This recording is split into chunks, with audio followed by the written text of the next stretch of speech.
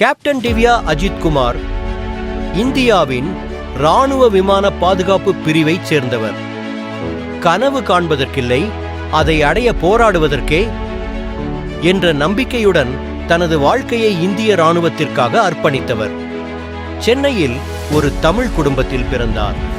இவர் தனது பள்ளிக் கல்வியை good shepherd matriculation higher secondary பள்ளியில் படித்தார்.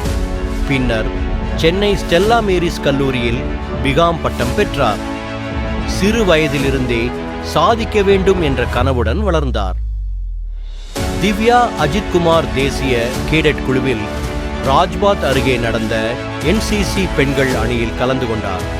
அதன் பிறகு அவர் ஆபிசர்ஸ் ட்ரெய்னிங் அகாடமியில் சேர்ந்து இராணுவ பயிற்சியில் சோதனைகளை கடந்து உடல் அளவிலும் மனதளவிலும் அறிவளவிலும் தன்னை நிரூபித்தார். 2010ஆம் ஆண்டு ஆபிசர்ஸ் ட்ரெய்னிங் அகாடமியில் ஸ்வோர்ட் ஆஃப் ஆனர் பெற்ற முதல் இந்திய பெண் என்ற வரலாற்று சாதனையை அவர் படைத்தார். இது ஒரு சாதாரண வெற்றி அல்ல, ஏராளமான தியாகங்கள், கடின உழைப்பு மற்றும் இரும்பு மனதின் முடிவில் கிடைத்த வெற்றி. 2015ஆம் ஆண்டு இந்திய குடியரசு தின அணிவகுப்பில் முழுமையாக பெண்களால் நடத்தப்பட்ட இராணுவ குழுவை தலைமை தாங்கினார். இது இந்திய இராணுவ வரலாற்றில் பொன் எழுத்துக்களில் பதிக்கப்பட்ட ஒரு சிறப்பு தருணம்.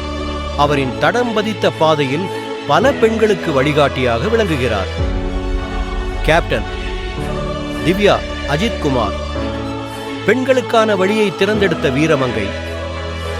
அவள் கனவு கண்டாள், போராடினாள், வென்றாள். இன்று அவள் தலைமையின் கீழ் இன்னும் பல பெண்கள் வெற்றி பாதையில் பயணிக்கின்றனர்.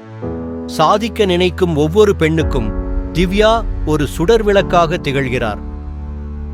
இந்தியாவின் இந்த மகத்தான வீரத்தாய் மகளுக்கு நமது வணக்கம். ஜெய் ஹிந்த்.